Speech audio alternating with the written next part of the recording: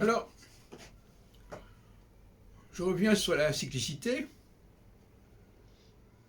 et sur le leader, puisque pour moi, cyclicité et leadership sont absolument indissociables.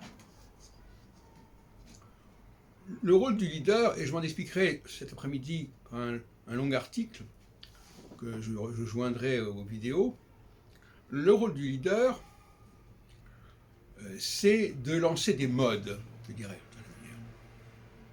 Qu'est-ce que c'est qu'une mode ?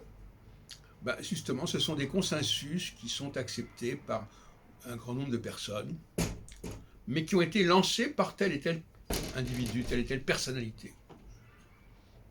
C'est pour ça que, évidemment, une des grandes questions, c'est comment reconnaître le vrai leader, du faux leader, du pseudo-leader, du leader de second ordre. C'est justement par la capacité qu'il a eue de lancer des modes. Tout au long de sa vie, il aura lancé des modes qui auraient été reprises, parfois on aura peut-être oublié qu'il en est le lanceur. Alors j'aime bien le mot lancer parce qu'on dit souvent les lanceurs d'alerte, mais j'aime bien aussi la notion de lanceur de mode.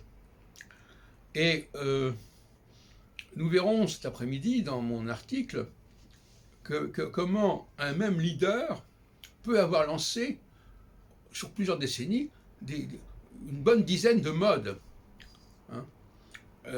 qui n'auraient jamais existé quelque part sans son impulsion. Alors,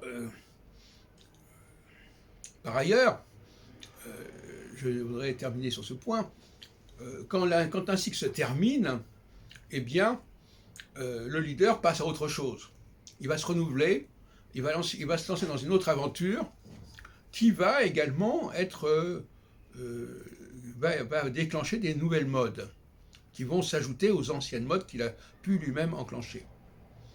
Autrement dit, un seul leader peut alimenter toute une société parce qu'il se renouvelle tous les 6 ans, il lance chaque fois plusieurs modes et ça va jouer sur un très grand nombre de personnes, de comportements.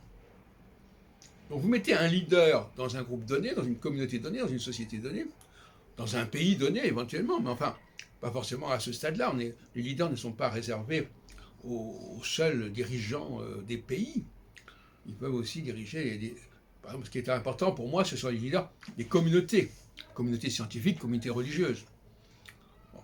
Quand on met un vrai leader dans une communauté religieuse, une communauté scientifique, ou une communauté professionnelle éventuellement, eh bien, ça provoque des phénomènes d'abord de consensus, ça provoque des changements, puisque toute mode implique une forme de changement. Donc à la fois le changement dans le consensus, ou le consensus dans le changement.